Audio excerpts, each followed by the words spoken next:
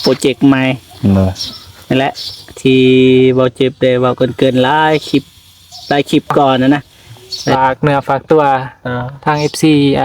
บ่เตียงหน่อยเด้อเป็นกำลังใจให้พวกเรา2คนนะเพลงแรกเนาะเพลงแรกในเพลง MV ก็คือนี่แหละบ่เมฆพี่น้องเพชรให้เราอกหักเท่าที่เป็นได้นั่นแหละให้เราแบบพองให้ฟูมฟายบ่อกหักก็ผ่านมาให้โชว์ผลงานในจักหน่อยในเพลงยังนี่ผ่านมาก็เพลงที่พวกคุณฮู้สำหรับกลุ่มคนเนี่ยก็น่าจะมีเพลงลาบแล้วเด้อแหละพี่น้องมันมีได้จักวิวล่ะโอ้ประมาณสิเข้า3ล้านเลยดิ2.8 ล้าน2.8 ล้านย่อขึ้นเพิ่นก็มานำเนาะทางว่าเดี๋ยวของขึ้นหนักเด้อตามมื้ออื่นเกิดมากบ่มื้ออื่นบ่เลยมีบ่แนวกินก็พอมีโอ้ดีขอบใจหลายๆเด้อเด้อเนาะ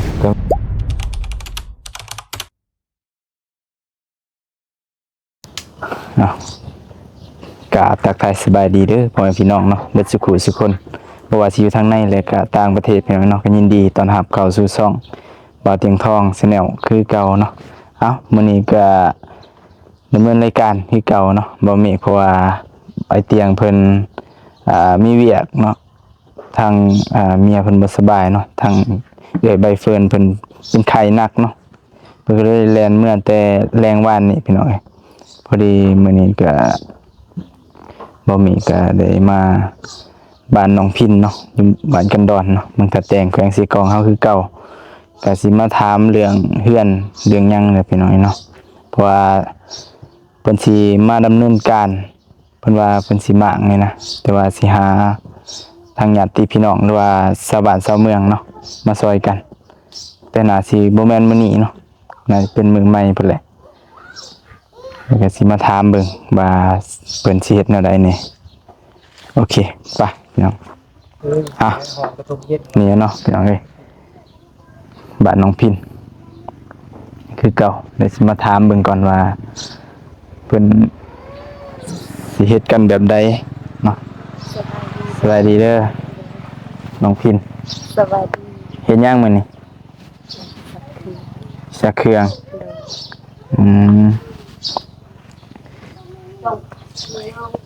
เพิ่นมีไผเข้ามาหาบ่ไอ้นุ่งเพิ่นเข้ามาเนาะพอดีมื้อนี้ก็บ่ได้ไปหาบ่าวนุ่งเลยพี่น้องเนาะได้เข้ามาก่อนพิเศษมื้อนี้พี่น้องเนาะสบายดีเด้อปานิลีเหรอเนาะมื้อนี้ก็มีแขกพี่น้องเนาะแขกรับเชิญให้บ่เจ็บซะแขกแบบเขาเอิ้นว่าจังได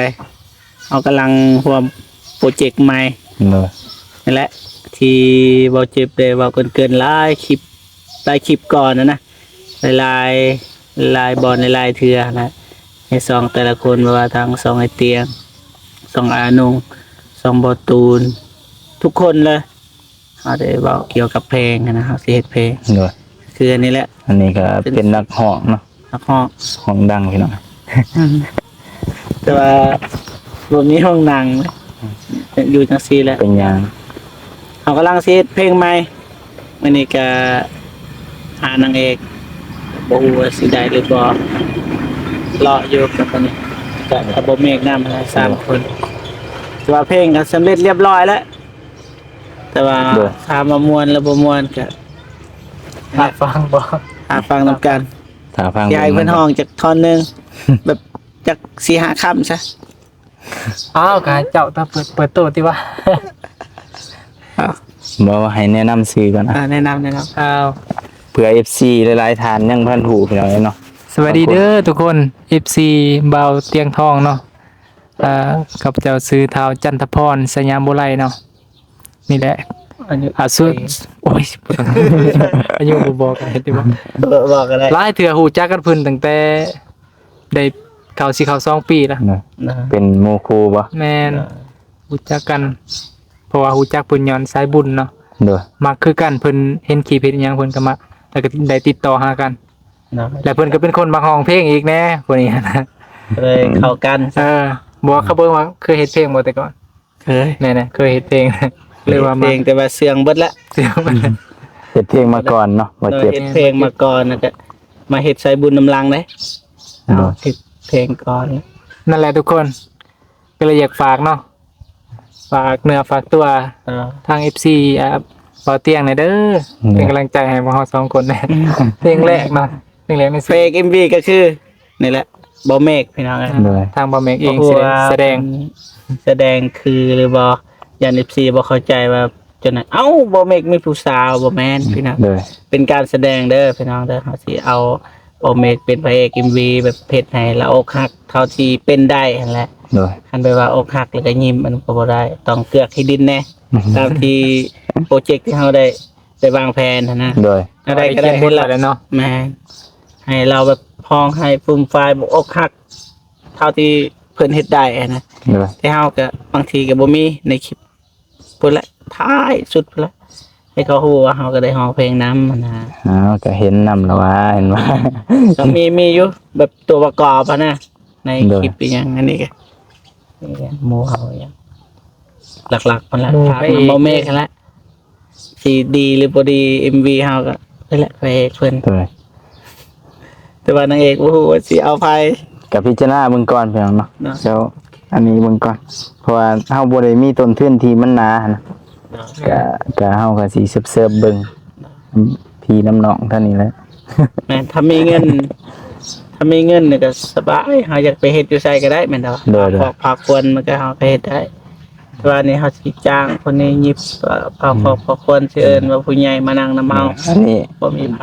อันนี้มันเป็นยังอยู่ในบทเด้อพี่น้องจอยพี่น้องว่าสิงงอีหยังผักขวัญผักขอแต่ว่าเป็นรุ่นดาว นะ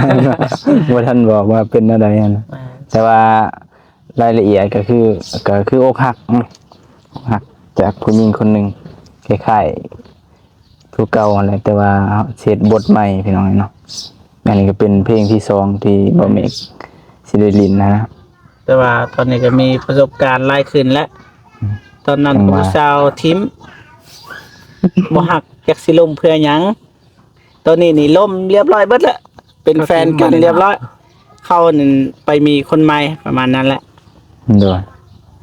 พอดีเบาแม่ก็ไปเจอ ไปเจอ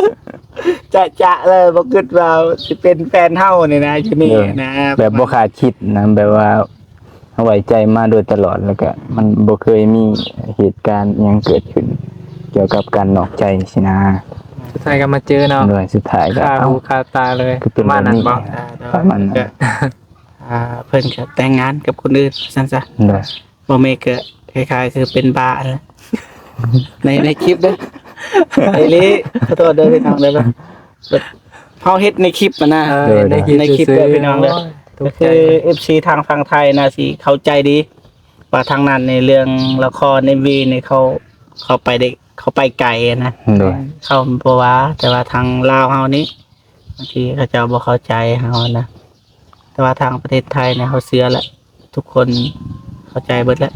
เพราะว่าเขาผ่านมาเบิดแล้วนะ โดย เพราะว่าเฮาก็เบิ่งหนังทุกมื้อนี่ก็ส่วนหลายเบิ่งหนังไทย คือแม่เฮาอยู่เฮือนแต่27 23 2วันนี่ยังเราเบิ่งนะ กินเป็นอินเนาะ แม่เฮาเด้ ติดตามละครเด้ เดี๋ยวประมาณนั้นแหละพี่น้องครับมันก็ฝากเด้อพี่น้องฝากให้กำลังใจ โดย ทำการพี่น้องเนาะล้านวิว ขอล้านวิว คอลัน พอ ดี ล้านวิวซะ มีแต่ภาคที่ภาคน้องเนาะ ดันใส่กันคนละ10-20เทื่อซะเข้าไปฟัง ฟังคนละซาวเทื่อ บ่อยากฟังก็เปิดทิมแล้วก็มีเฮ็ดเวียก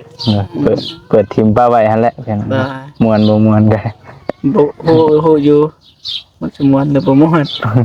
ประมาณนั้นไม่ได้ให้กำลังใจเพลงหนึงก็เพลงบ่เจ็บกับไอ้วงก็ประมาณ 80,000 ปลาย โดย แต่นี่ก็ขอล้านวิวซะเพลงที่สองตั้งใจรีเพลงนี้แต่ว่าเสียงนะบ่ได้แต่ว่า MV เฮาตั้งใจนะพี่นะ เฮ็ดให้เต็มที่เนาะ เต็มที่พี่น้องเอ้ย ทำที่จะเฮ็ดได้พี่น้องเอ้ยเนาะ เขียนสุดๆเพียงนี้เนาะบ่ได้จ้างบ่ได้จ้างผู้ใดเขียนบ่ได้จ้างเนาะบ่ได้จ้างผู้ใดแต่งให้ แม่ แม่นเฮาแต่งเอง แม่ เด็ดผลงานของจันทพรเนาะ แม่น ตั้งใจขนาดพี่น้องเนาะต้องมีแต่ ตั้งใจเขียนเนาะ เพิ่นนี่ต ตั้งใจทั้งห้องทั้งนี้แล้วผ่านมาเด้ผ่านมาให้โชว์ผลงานในจักหน่อยมีเพลงยังไง ผ่านมากก็เพลงที่พวกคุณฮู้สำหรับกลุ่มคนเนี่ยก็น่าจะมีเพลงลาบแล้วเด้อแหละพี่น้อง อืม ไปได้แต่ซ้ำนั้นแล้ว บ่เคยฟัง บ่เคยฟังบ่ สอยอีกแล้ว ลาบแล้วเด้อ เออลาบแล้วเด้อน้องไปลองไปเสิร์ชเบิ่งเด้อทุกคนลาบแล้วเด้อ ตอนนี้ได้จักวิวละ โอ้ประมาณสิเข้า3ล้านเลยดิ 2 ล้าน 8 2ล้าน8 2ล้าน8 แต่ว่าบ่ได้เงินพอกี่ แม่พี่น้อง บ่ได้เงินพอบาท ลาบแล้วเด้อก็เลยว่า ลาบเลย ลาบเลย เพลงนั้นลาบเลย เป็นอะไรคือว่าบ่ได้เงิน อาจจะเป็นนำบริหารบ่ถูกเนี่ย อืม เรื่องลิขสิทธิ์อีหยังต่าง อ๋อ แต่เพิ่นก็บ่ฮู้ดอกเพราะว่าช่วงนั้นเพิ่นอยู่นํค่ายมันเนาะ ๆ ค่ายเขา เฮาก็จมปักกับสิ่งนั้นมาจนอันสิเป็นประสาทแดกเลย โอ้คิดนำบ่ คิดไป ไป อ อยู่ ยู่ยอดวิวเนาะ อยู่ปีหนึ่งปีปลายแบบ อืม บ่มีหยังดีขึ้นเลย บ่ ช่วงแรกๆก็ดีอยู่เพราะว่าแต่งเพลงก็ถึงมันสิบ่ได้มันก็พอกลุ่มตนเองหั้นนะบัดตกไปอยู่ค่ายปั๊บแล้วอันนี้บ่ได้พัดพิงเด้อบ่ได้อนุญาตขออนุญาตบ่ได้ซื้อไปแต่เฮาไปอยู่ค่ายแล้วมันสิว่าจะได้ โอเค มันบ่โอเคมันปล่อยบ่ได้เนาะ เข้าใจแล้ว มีแต่ว่าสำนี้แหละ โดยแต่รายได้นี่ฮู้จักบ่มันซำใดประมาณนั้น รายได้โดยประมาณนี้เฮายังบ่ฮู้เลย เรื่องลิขสิทธิ์เฮาบ่ได้เป็นผู้กำเลย อืม แม่นเว้าบ่ได้ ล้านวิวก็ประมาณอยู่เท่าไหร่ตามมาตรฐานเนาะบ่เมก ถ้าว่าคลิปยาวก็ล้านวิวเลยประมาณ 3 นาที สั้นบ่คลิปคันเพลงสิได้อยู่ประมาณสัก6-700ต่อล้าน 700ประมาณนั้นแหละนะ ก็แต่ว่า2ล้านมันก็ประมาณ1,000ปลาย 2,000อ่ะตีกลมๆว่า แต่ว่า 2,000 ตัวนี้มันเป็นลิขสิทธิ์ได้ มีลิขสิทธิ์ประมาณสัก เดี๋ยวเว้ากัน มันเกือบแสนพุ่นแหละพี่น้องมันแสนพุ่นแหละแสนกว่า จะได้ น้องพี่ หลายเติบอยู่ แล้วลองมาเฮ็ดอีกเทื่อบัดนี้ เคยฟังอยู่บ่ น้องพินก็ได้ยินอยู่ว่าเพลงลาบแล้วเด้อ จะน่าสิเปิดให้ฟังแล้วแต่ว่าตอนนี้เปิดบ่ได้มันติดลิขสิทธิ์แล้ว เป็นลิขสิทธิ์ไม่ได้พี่น้องไปเสิร์ชเบิ่งก็ได้นะใน YouTube เก็บฝากพี่ฝากน้องนะเด้อ แต่ว่า สิมาเฮ็ดอีกกับเพิ่นนี่ ล้านวิว ลาบบ่จริงเก็บตัวบัดนี้บัดนี้สิมาเป็นเพลงดองน้ำตาเนาะบอกไว้ก่อนเลยดองน้ำตาพี่น้อง เลย ซื้อเพลง ซื้อเพลงดองน้ำตา แต่เซิร์ฟไว้พี่น้องเนาะเฮาก็บ่ ประมาณนี้ บ่ทันให้รายละเอียดหลาย รุ่นนำกัน ให้รุ่นเอาจะให้ไปรุ่นเอานํกันตั้งใจพี่น้องเนาะตั้งใจเห็น เดือน ความ นี้ ตั้ แต่ ง ว่า ใจ ในเดือนนี้แต่ว่าสิได้ปล่อยได้อิหยังกัน ประมาณเดือนนี้แล้วพวกกาย เดี๋ยวประมาณเดือนนี้อีกสักประมาณ ท้ายเดือน ท้ายเดือน ท้ายๆเพิ่นบอก เนอะ พอก็เศร้าหรือว่าท้าย เพราะว่าเฮากำลังเฮ็ดเด้เอาบ่ฮู้ว่าสิแล้วมื้อใด เดี๋ยว เพราะว่าเฮาก็บ่ค่อย อาจ มี จะ เว ไว ลาก ว่านั้นหรือว่าสากว่านั้นกับฟังเบิ่งอีกเทื่อนึง เอาก็สิแจ้งในคลิปหั่นแหละนะ โดย หาบ่ดังบ่ โอเคกับประมาณนั้นเดี๋ยวก็เฮาสิมาเบิ่งถามเรื่องเพื่อนต่อปาด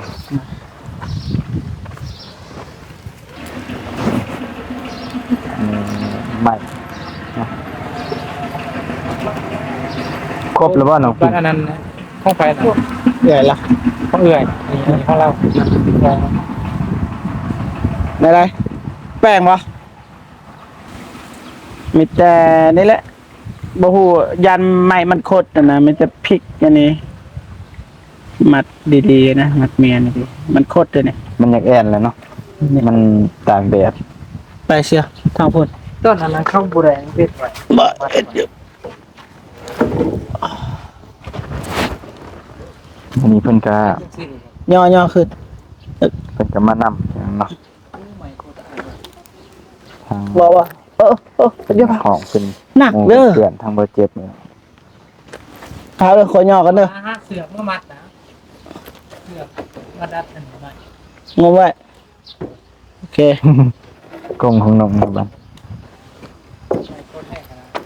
ก็มาเต้งมันคดเด้เศร้ามันสิคดนะ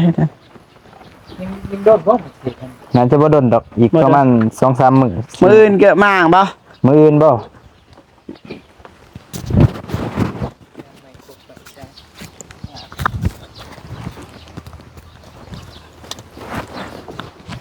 เขาอยู่ห่มก็ได้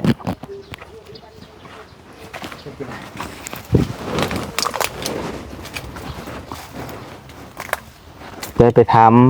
อันพี่น้องบ่หรือว่าไปถามเพิ่นเอง อีแม่ว่าจะไปทำตอนแรงอีกอย่างกะมีน้องโทรหาพวกอายุอยู่กับปื้อให้เขามาซอย อ๋อหลายคนเติบบ่ กะประมาณ2-3คนประมาณนั้นเลย 2-3 คน2-3 คนก็มางได้อยู่เนาะ โดย บางมันบ่ยากพุ่นแหละมันบ่คือเฮ็ดแต่มื้ออื่นเนาะ โดยมาอื่นประมาณ8-9 โมง เพราะว่าก็อยากให้เริ่มเลยนั่นแหละเพราะว่ามันไหม้ต่อขอกตาก็มาครบมันนะ โดย ทางไอ้แดงก็เพิ่นไปซ้ำเวียกอยู่พี่น้องเอ้ยซ้ำเวียกอีกก็ว่ามื้อนี้มื้ออื่นก็น่าจะแล้วพอดีมั่งนี่แล้วมื้ออื่นก็มื้อคือก็เพิ่นก็มาเฮ็ดแล้ว โดย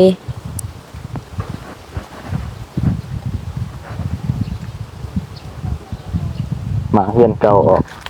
สิย้ายมาปลูกอยู่ไสบัดนี้ของสินอนใส่ สิโนนประตูพิบัติให้เขาเฮ็ดเลยให้พวกอาเฮ็ดเลย โอ้โหเพิ่นเสียตู้พระบาทบ่ โดย เพิ่นได้นอนก่อนเนาะ โดยพอได้นอนก่อน แม่นเลยเพราะว่าเพิ่นสิตั้งหม้องเก่าเพิ่นได้เฮียงกันเนาะ โดย เฮ็ดเฮียงกันกับเพื่อนของน้องจันทนาพี่น้องเอ้าก็สิดำเนินการแล้ว เพราะว่า น้องพินก็แรกๆก็เขามาหาน้องพินก่อนนั่นแหละพี่น้องเอ้ยบ่แม่นก็บ่เจ็บเลยจังมาพ้อน้องจันทนาก็เป็นหลานของน้องพินคือเก่า โดย รู้สึกจังได๋ตั้งแต่แรกจนฮอดปัจจุบัน รู้สึกว่าดีใจที่มีผู้ใหญ่ใจบุญมาซอยน้องหั่นนะ แล้วรู้สึกแบบว่ามันเปลี่ยนไปแนวใดจากว่าที่น้องอันแบบทุกใจทุกหยังนะตะกี้คืออายเขามาแรกๆจนปัจจุบันนี้มันมีความคิดแนวใดแน่ ผมคิดว่าก็พอมีห้อยยิ้มที่เฮาเคยคิดมาก่อนแบบอิหยังก็เฮ็ดหยังบ่ได้หั่นนะ อืมเฮ็ดจังไดมันก็คือสิบ่ได้คือคนอื่นเขา โดย คือน้องเว้าคือตะกี้เห็นบ่ โดย เอ้าก็ถือว่า มันก็ฮอดมื้อฮอดยามแล้ว โดย บุญมันบุญส่งผลเนาะแต่ก็เป็นลูกเป็นหลานแล้วแหละบัดนี้ โดย ใจนำน้องเพิ่นเนาะทางผู้ใหญ่ใจบุญหลายๆทานเพิ่นก็ช่วยทั้งน้องเพิ่นเนาะ โดย ทั้งซื้อกินซื้ออยากหยังหลายๆอย่างนั่นแหละพี่น้องเอ้ยบ่ได้ออกไปสวนบ่ส่วงนี้ บ่ เป็นอะไรมัน บ่ฮู้ว่าได้ไปเบิ่ง บ่ได้ไปเบิ่งเลยแต่ปลูก บ่ อ๋อหญ้าบ่หกแล้วบ่ บ่ฮู้บางทีก็กำลังปรุงหั่นนะ กำลังปลูกจักเดือนละ ก็เดือนห้าเดือนปลายนี่แหละพวกน้องปลูกเดือน4เด้ อืมปลูกเดือน4เดือนปลายแตกยอดแล้วปานนี้เนาะ โดย แล้วก็ปลูกมันพี่น้องเอ้ยหน้าดิ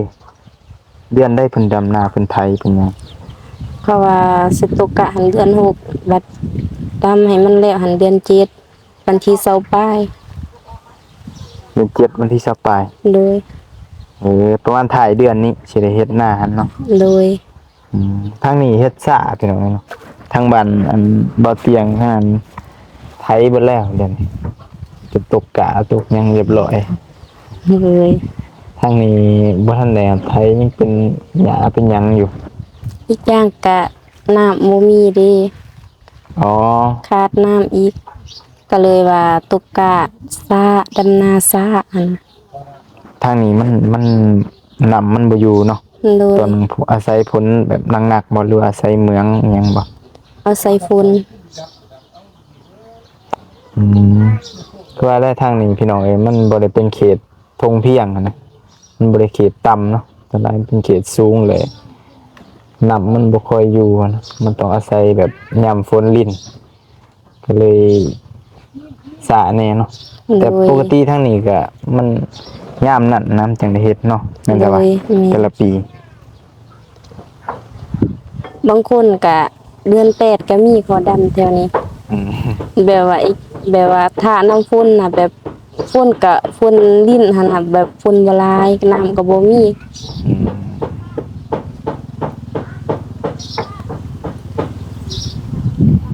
ก็มีแต่เพิ่นหอดยามให้ยามหน้า8 เดือน 7 เดือน 8เนาะช่วงฝนตกฝนลิ้นไปเลยสิสาแน่ทางนี้บ่ฮู้ว่าอยู่ทางฝั่งไทยเพิ่นได้เฮ็ดนาหรือบ่ช่วงนี้ฝนตกหรือบ่เนาะทางนั้นว่าทางนี้ฝนก็ตกบ่หลายปานใดทางบ้านบ่เมฆนั่นตกคุมื้อพี่น้องแต่ว่ามันบ่มีหน้า เคยเกี่ยวกาแฟอยู่บ่ บ่ บ่เคยบ่ บ่ อ๋อเขตนี้บ่มีบ่กาแฟ บ่ บ่มีเนาะแต่ปลูกมันตดเนาะ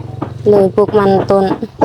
ปีนี้บ้านพวกน้องเริ่มแบบเริ่มลองแบบอีกอย่างก็สิว่าล่มแล้วหั่นเขาลองปลูกว่ามันสิเกิดหรือบ่หั่นน่ะ อ๋อ แบบทางนี้อากาศร้อน อากาศร้อนเนี่ยมันปลูกได้อยู่แต่มันบ่อยากงามนะกาแฟ